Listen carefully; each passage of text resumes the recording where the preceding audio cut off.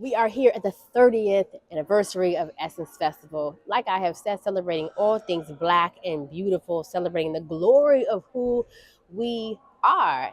And why not talk to Stacey Abrams, who is the founder and president of Fair Fight Action? Let me just say thank you for the work, the ground that you have laid, the endless nights I am sure you have spent in your mind trying to figure out what in the hell is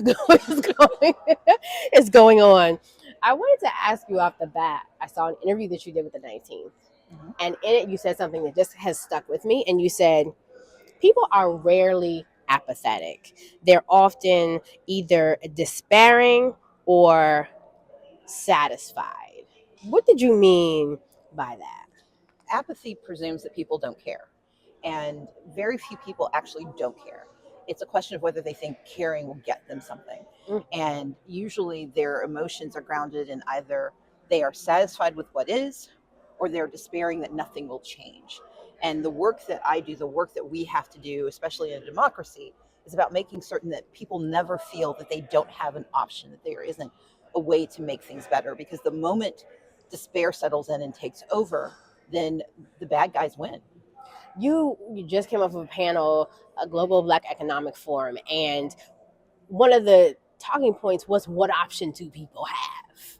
And I heard the panel go in depth about what those options are. Tell the people who are feeling like, I don't feel like I may have it. That's like the discourse that we're having, but there's so much that's being done to say, no, you need to vote to see what's best in your interest and what that looks like for Black folk. There are three pathways to the American dream, and the American dream is whatever you make it, but it's whatever you imagine. But we know that there are obstacles, there are barriers, and there are three ways you get there. One is through education.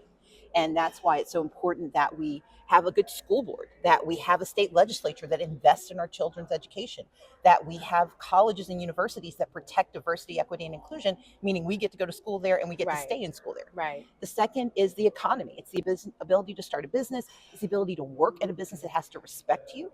It's the ability to make a living wage, a prevailing wage. Right. And the third is elections. It's who's in charge of making choices and decisions on your behalf.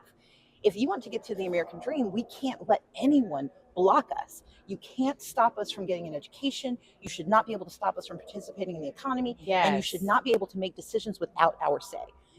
If it's about our kids or our jobs, we are willing to fight. But when it comes to our elections, we presume that it's too late. And the reality is it's never too late. We prove that in Georgia, and we prove it every single time we elect new people who hear us.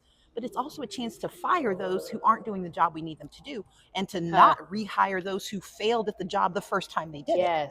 And that's why I'm so staunchly supportive of Joe Biden, because that's someone who believes in education, believes in the economy, and believes in our elections, actually believes in our democracy.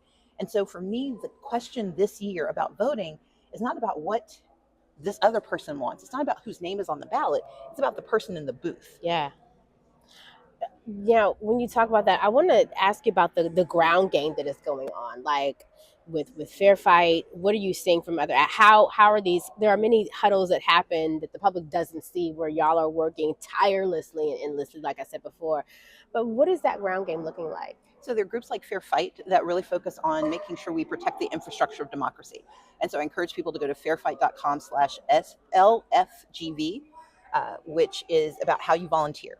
There's a group called Fair Count that I started, which is led ably by Rebecca DeHart and Janine Abrams McLean. They're focusing on how do you make sure that the things you care about are being included. It's a C3, and that's an organization that really focuses especially on communities that are on the margins. Then there are organizations everywhere. So look around and see who shows up when you're in the places where nobody expects you to be. Who else is there with you? Those are the groups that need to be out. We keep talking about a party, or we talk about the elections. The elections are about people. We decide who leads us. We decide who serves us. And if we don't show up, the people who show up make the choices.